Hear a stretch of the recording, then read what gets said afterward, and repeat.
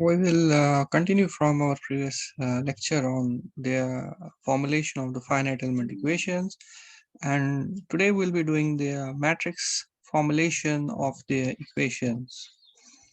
Now, with the matrix formulation, first we will discuss what is a shape function matrix. What is a shape function matrix? Well, as far as the shape function matrix is concerned, we know the displacement u we write as n1 u1 plus n2 u2. u1 and u2 are the nodal displacements, n1 and n2 is the shape function. So this can be written as in the form of matrix having one row with two columns in multiplication with a column matrix having two rows and one column. Okay, this can further be written as this we write as n matrix n multiplication with the matrix A for element E. Okay, where our n is equal to n1 and 2 and A is equal to u1 and u2. This n is called the shape function matrix. This n is known as the shape function matrix. In the same way, we have what's known as the strain matrix, writing it in the form of matrix. So we know as far as strain is concerned, that's equal du by dx, that is dn1 by dxu1. That can be therefore written as, we can write this as a column, as a row matrix having two elements, and with this we can write as u1 u2. Be careful about the terms. This matrix is known as the B matrix, and this is our A matrix. This is already the A matrix for element E. This B matrix is known as a strain matrix of the element. This is known as strain matrix.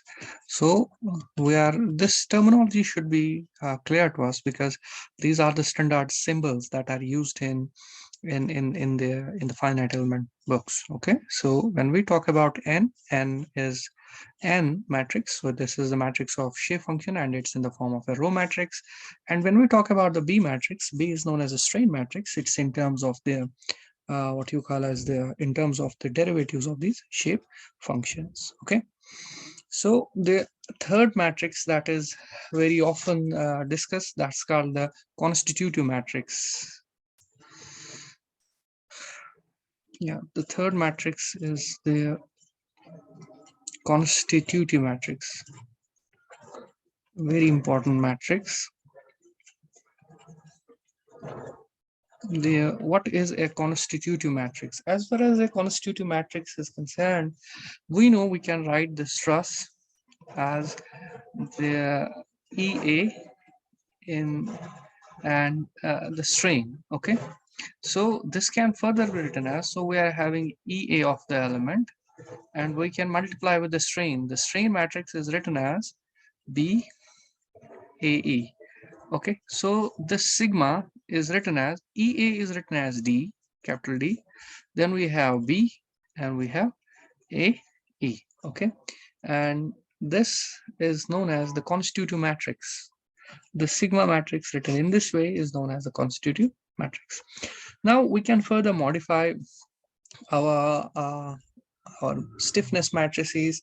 Now, if we are writing these matrices, like we have written this shape function matrix, we have written this B matrix, we have written this constitutive matrix. Let's write these stiffness matrices also in the form of these A, B, and D. Okay, A, B, and D. So what we can do, we know from the principle of virtual work, we know from principle of virtual work, the statement for the principle of virtual work is we have stress multiplied by the virtual strain over element E dx with integral over length of the element is equal, first we write the traction over the length of the element, traction we write as T, and the virtual displacement del U, okay, T dx. And when we write this strain, we write this strain as strain transpose. Why we write this as strain transpose, I will be just explaining. So we write this as del E transpose and del U transpose, okay? Because that's quite evident from here, because we are writing it, what is the strain matrix for us? E we are writing as BA, okay, let's write it for some time.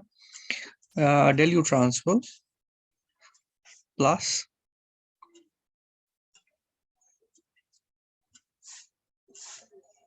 delta A for element E transpose in QE, okay?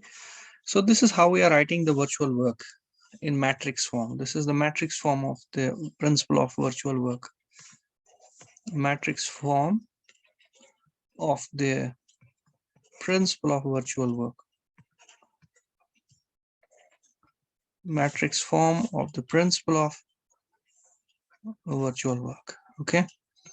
So we can therefore now write this del E transpose. We know E is equal BA, okay, and we also know that U is equal NA for element E. Therefore, let's substitute these terms over here and see how the principle of virtual work behaves. If we write it, therefore, the principle of virtual work will become, or we can write del U transpose is equal del A element transpose NT, and for us strain transpose is equal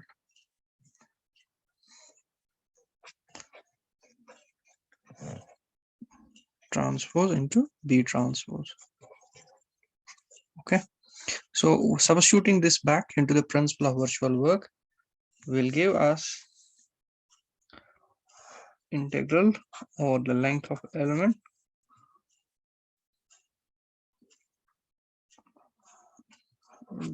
del AE transpose B transpose sigma dx minus integral over the length of element delta AE transpose and transpose T dx is equal E into Q for element E, okay? That will therefore become equal, that will be equal, which implies this expression we can take delta AE transpose out, and what will remain inside is integral LE B transpose sigma dx minus integral LE N transpose T dx minus Q is equal to 0. Okay, therefore we can write integral over length of element E B transpose sigma dx minus integral or length of element E N transpose T dx minus Q equal to 0. Okay. Now, what is the sigma equal? As far as the sigma is concerned, sigma is already written as D B A.